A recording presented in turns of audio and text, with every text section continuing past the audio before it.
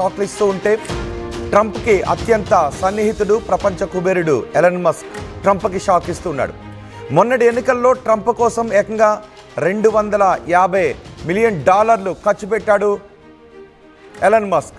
ఇది వ్యక్తిగత హోదాలో ఇచ్చిన అత్యధిక విరాళాలలో ఇది ఒకటి, అత్యధిక విరాళం ఇది. ఇప్పుడు ఎలన్ మస్క్ ఇక రాజకీయ అవసరాల కోసం తను ఎటువంటి ఖర్చులు చేయకూడదని నిర్ణయించుకున్నాడు. ఇది ట్రంప్కు ఒక రకంగా షాక్ అనే ప్రచారం జరుగుతోంది. భవిష్యత్తులో రాజకీయ ప్రచారాలకు తక్కువ ఖర్చు చేస్తాను అని మస్క్ చెప్తున్నాడు. ఇప్పటికే తగినంత ఖర్చు చేశాను అని ఎలన్ మస్క్ చెప్పాడు. ఖతర్లోని ఓ ఆర్థిక సదస్సులో ఎలన్ మస్క్ ఈ ప్రకటన చేశాడు. ఇప్పటికే ఎలన్ మస్క్ సంబంధించి కొన్ని విమర్శలు కూడా వస్తున్నాయి. ఎలన్ మస్క్ కంపెనీలలో ఇన్వెస్టర్లు ఆందోళన వ్యక్తం చేస్తున్నారు. ఎలన్ మస్క్ కంపెనీ విధానాల కంటే రాజకీయ పరమైనటువంటి విషయాలపైన ఎక్కువగా ఫోకస్ చేస్తున్నారు. ఇది ఆయన కంపెనీలలో పెట్టుబడిదారులకు కొంత ఆందోళన కలిగిస్తుంది. ఈ రకంగా విరాళాలు ఇచ్చుకుంటూ వెళ్ళడం, రాజకీయపరమైన విషయాల్లో ఎక్కువగా జోక్యం చేసుకుంటే అది కంపెనీకి కొంత నష్టం చేకూరుస్తుందేమోననే భావన కూడా టెస్లా ఇన్వెస్టర్లలో ఎక్కువగా కనిపిస్తుంది. అందుకే టెస్లా ఇన్వెస్టర్స్ నుంచి వస్తున్నటువంటి ఆందోళనలు, వీటన్నిటి నేపథ్యంలో ఎలన్ మస్క్ ఈ నిర్ణయాన్ని తీసుకున్నట్టుగా తెలుస్తోంది. వచ్చే సంవత్సరం అమెరికాలో ఎలక్షన్స్ ఉన్నాయి, ఫెడరల్ స్థాయి ఎలక్షన్స్ ఉన్నాయి, రాష్ట్ర స్థాయి ఎలక్షన్స్ ఉన్నాయి, ఈ మిడ్ టర్మ్ ఎలక్షన్స్ జరగబోతున్నాయి. ఈ నేపథ్యంలో ఎలన్ మస్క్ తీసుకున్న నిర్ణయం రాజకీయంగా పెద్ద ఎత్తున చర్చ జరుగుతుంది. 2024లో ట్రంప్ కోసం ఎన్నికల్లో పూర్తి మద్దతునిచ్చాడు ఎలన్ మస్క్. వచ్చే ఏడాది అమెరికాలో మిడ్ టర్మ్ ఎన్నికలు జరగబోతున్నాయి. సుమారు 435 స్థానాలకు ప్రతినిధుల సభకు ఎన్నికలు జరగబోతున్నాయి. హౌస్ ఆఫ్ రిప్రజెంటేటివ్స్ ఉంటారు, అలాగే సెనేట్ల సీట్లలో కూడా సుమారు 35 స్థానాలకు ఎన్నికలు జరిగే అవకాశం ఉంది. ఆ తర్వాత రాష్ట్ర స్థాయి ఎన్నికలు కూడా జరగబోతున్నాయి.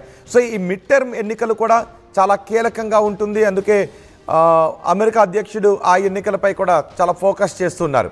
ఆ సమయంలో ట్రంప్కు మద్దతుగా నిలుస్తున్న ఎలన్ మస్క్ ఇప్పుడు రాజకీయ అవసరాల కోసం తన ఖర్చులు తగ్గిస్తాను అని చెప్పాడు. గత ఎన్నికల్లో ట్రంప్ కోసం ఏకంగా $250 మిలియన్ ఖర్చు చేశాడు మస్క్. అమెరికాలో ట్రంప్ ప్రభుత్వం అధికారంలోకి రాగానే ఎలన్ మస్క్కి కీలకమైన బాధ్యతలు కూడా అప్పగించాడు Trump. DOGE department of government efficiency ఈ విభాగాన్ని స్థాపించి ప్రభుత్వ ఎఫిషియన్సీని పెంచడానికి, ఖర్చులు తగ్గించుకోవటానికి నిర్ణయాలు తీసుకునే విషయాన్ని ఎలన్ మస్క్ అప్పగించాడు. ఎలన్ మస్క్ తీసుకున్నటువంటి నిర్ణయాలను ట్రంప్ ఆమోదిస్తూ వచ్చాడు. అందుకారణంగా అమెరికాలో చాలామంది ఉద్యోగాలు కోల్పోతున్నారు అంటూ పెద్ద ఎత్తున ప్రచారం కూడా జరుగుతుంది.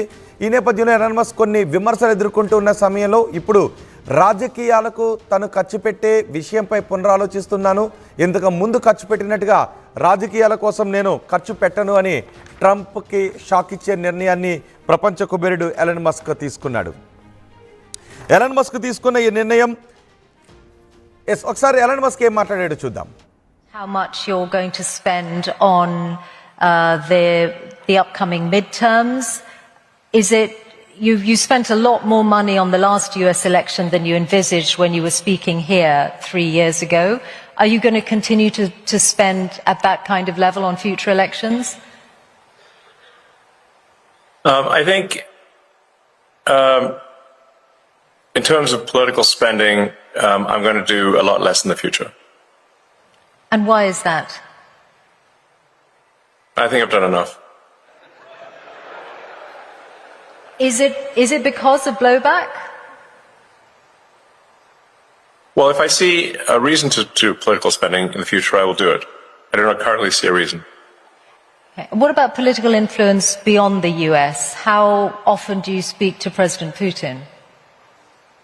I don't speak to President Putin. You've never spoken to President Putin? I was on a video call with him once about 5 years ago. Elon Musk చెప్తున్నాడు, చాలా స్పష్టంగా చెప్తున్నాడు తన ఖర్చులు తగ్గించుకుంటాను అని. గత ఎన్నికల్లో ట్రంప్కు మద్దతునిచ్చి ఏకంగా $250 మిలియన్ ఖర్చు చేశాడు. ఇప్పుడు టెస్లా కంపెనీ ఇన్వెస్టర్స్ నుంచి కూడా కొన్ని ఒత్తిళ్లు వస్తున్నాయి. ట్రంప్కు మద్దతును ప్రకటిస్తూ ఎలన్ మస్క్ తీసుకుంటున్నటువంటి ఈ నిర్ణయాలు. నిజానికి ఎలన్ మస్క్ ఏకంగా వ్యక్తిగత హోదాలో ఇచ్చినటువంటి అత్యధిక విరాళం అది గత ఎన్నికల్లో. ఆ తర్వాత డాడ్జ్ని కూడా స్థాపించి దానికి ఎలన్ మస్క్కి ఆ బాధ్యతలను అప్పగించాడు. ఆ తర్వాత ఎలన్ మస్క్ తీసుకున్న నిర్ణయాలు అమెరికా వ్యాప్తంగా పెద్ద ఎత్తున విమర్శలకు కూడా గురయ్యాయి. ఇప్పుడు ఎలన్ మస్క్ అంటూ ఉన్నాడు, రాబోయే ఎన్నికల్లో నేను ఖర్చులు తగ్గించుకుంటాను అని. అమెరికాలో మిడ్ టర్మ్ ఎన్నికలు రాబోతున్నాయి. ఆ ఎన్నికల్లో కూడా ట్రంప్ ఎలన్ మస్క్ పై చాలా ఆశలే పెట్టుకున్నాడు అంటూ పెద్ద ఎత్తున చర్చ జరుగుతోంది. కానీ ఎలన్ మస్క్ మాత్రం రాబోయే రోజుల్లో రాజకీయాలకు పెట్టే ఖర్చును తగ్గించుకుంటాను అని ఎలన్ మస్క్ అంటున్నాడు. దీని ప్రభావం ఏ విధంగా ఉండే అవకాశం ఉంది, ఎలన్ మస్క్లో ఈ మార్పు కారణం ఏంటి అన్న దానిపై కూడా చర్చ జరుగుతుంది. దీనిపై పూర్తి సమాచారం అందించడానికి మా ప్రతినిధి రామ్దాస్ మనకు అందుబాటులో ఉన్నారు. రామ్దాస్, ఎలన్ మస్క్ ఈ నిర్ణయాన్ని తీసుకోవడానికి కారణం ఏంటి? మస్క్ ఈ నిర్ణయం పట్ల ఎటువంటి చర్చ జరుగుతోంది? ఇప్పుడు ఎలన్ మస్క్ డొనాల్డ్ ట్రంప్ మధ్య ప్రేమ వ్యవహారం దెబ్బతింటుందా అంటే అవునని అనిపిస్తుంది. ఎందుకంటే ఇద్దరు ఒక లవర్స్ లాగా మెదిలిన పరిస్థితి ఇప్పటి వరకు కూడా అమెరికా రాజకీయాల్లో. సో ఇప్పుడు రిపబ్లికన్లు కూడా మస్క్ ను పక్కన పెడుతున్నారనే వాదనలు కూడా వినిపిస్తున్నాయి. అసలు మస్క్ మొదటి నుంచి కూడా టెక్ ప్రపంచంలో అగ్రగామిగా ఉన్నాడు. అంతే రాజకీయంగా కూడా ప్రభావితం చేశాడు. ప్రపంచవ్యాప్తంగా అత్యంత ధనవంతుడిగా, కీలక వ్యక్తిగా కూడా ట్రంప్ సర్కిల్లో స్థిరపడ్డ పరిస్థితి. ట్రంప్ కోటర్లో ఒక కీలకమైన వ్యక్తిగా ఉన్నాడు. అంతే కీలకంగా ట్రంప్ కూడా ఆయనకు ప్రాధాన్యత ఇచ్చాడు. ఆర్థికంగా మద్దతునిస్తూ 2024 ఎన్నికల్లో చక్రం తిప్పిన పరిస్థితి. అత్యంత ప్రభావితమైన వ్యక్తుల్లో అమెరికాలో అతను ఒకటిగా చేరిపోయాడు. సో ట్రంప్ తిరిగి ఎన్నుకునే ప్రయత్నాల్లో మీరు చెప్పినట్టుగా 290 మిలియన్లకు పైగా కుమ్మరించాడు. ఇది అత్యంత శక్తివంతమైనటువంటి ఒక రాజకీయ ప్రక్రియ. అతని పాత్ర ఏంటో అప్పుడు పూర్తి స్థాయిలో అతన్ని ఇంకా స్టేబుల్ గా అమెరికాలో ఒక వైట్ హౌస్ లో కూడా ఆయన కీలక వ్యక్తిగా చేసింది. సో ట్రంప్ పరిపాలనకు సంబంధించి మస్క్ ను ప్రభుత్వంలో ఒక కీలకమైన పదవి కూడా కట్టబెట్టాడు. ఎందుకంటే ప్రభుత్వంలో వేస్టేజ్ ని తగ్గించేందుకు, ఆ మోసాలను అరికట్టేందుకు సృష్టించబడినటువంటి టాస్క్ ఫోర్స్ ఒకటి, డిపార్ట్మెంట్ ఆఫ్ గవర్నమెంట్ ఎఫిషియన్సీ, ప్రభుత్వ సామర్థ్య విభాగం డిఓజికి ఆయన నాయకత్వం వహించడానికి కూడా అతను నియమించారు. సో అయితే రాను ఇప్పుడు మస్క్ ఇంకా అంతేకాదు, కేవలం మస్క్ వాషింగ్టన్ లో ఉండేవాడు, క్యాబినెట్ సమావేశాలకు హాజరయ్యేవాడు, ప్రెస్ కాన్ఫరెన్స్ లో మాట్లాడేవాడు, అధ్యక్షుడు ఎయిర్ ఫోర్స్ 1 లో కూడా ప్రయాణించేవాడు.